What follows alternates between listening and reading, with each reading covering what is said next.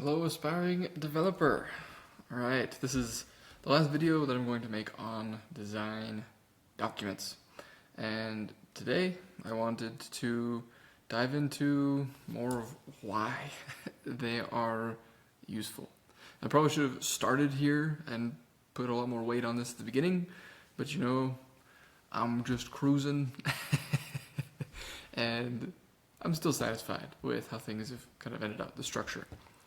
That there are three things specifically that a design document will do for you. The first one, and I have already mentioned this, is clarity. A design document will increase your clarity. I don't know if I have said this before, and if I have, perfect. There was a study done on over 100,000 people in over 100 countries to determine what made them a high performer. The study was done on all high performers, and the definition of high performer was an individual who excelled beyond average, beyond the norm, consistently, so over a long period of time. This wasn't just like they blazed in a burn of light and then they burnt out, right? They consistently achieved success beyond the average norm without sacrificing their health or their relationships.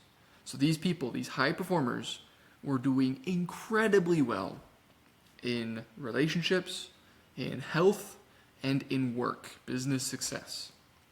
And the number one habit that these individuals had is they sought clarity.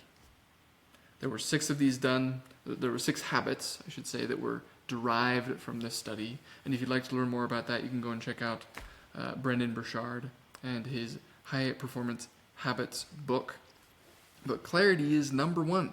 It is the first habit of all of these high performers. Clarity is that important.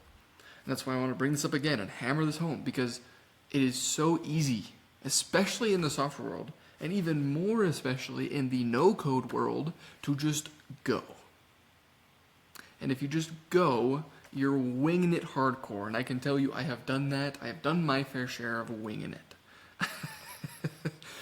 And I can also tell you, I have smashed headfirst into thousands of walls and barriers and wasted thousands, if not tens of thousands of hours because I didn't start with clarity.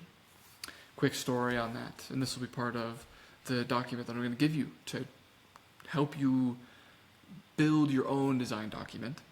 Is I was working with a professor, my professor at BYU, his name is Frank, and he's awesome. Frank is such a good guy. I love Frank. But he was helping us build games and software, and he had a lab at BYU, and we were building this software called .key, Death of the Keyboard. And this project had been passed between multiple students. It was a lab, and so there was a pretty high churn rate in the students working at his lab as they graduated, right? And it had been passed between lots of different students. And so the project was working. It was actually deployed publicly. People were using it across the globe. It was awesome. You can check out the website. Maybe I'll add it to the link in this video.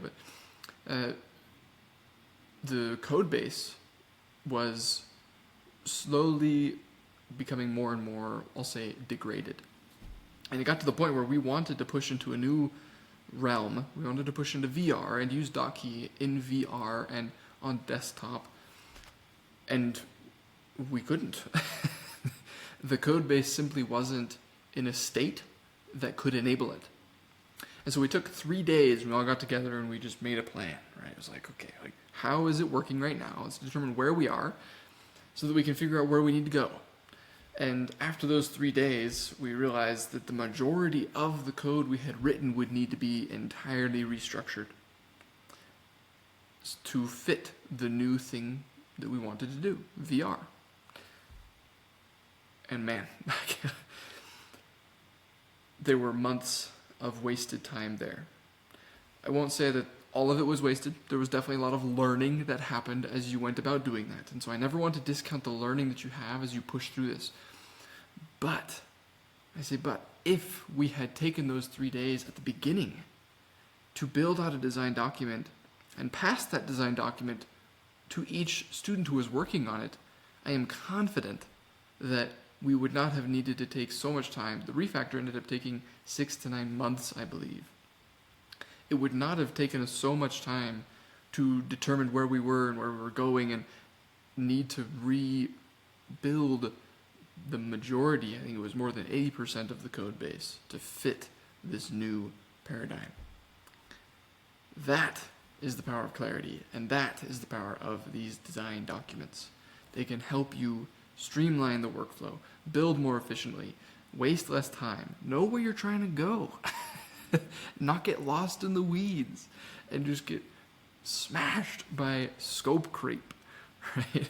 So clarity is incredibly, incredibly powerful, and the first big reason why you want these design documents.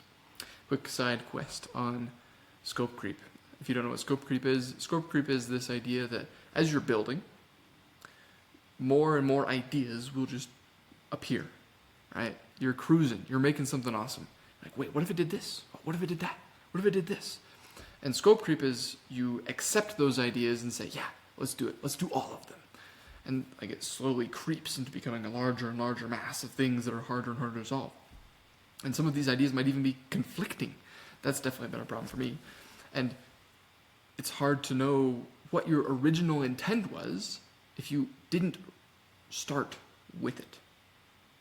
So, clarity is incredibly, incredibly powerful. The second thing is, it is a living document. And this is important to note because I don't want you to feel like you're getting stuck in the design document and that you must live by it. It's a living document.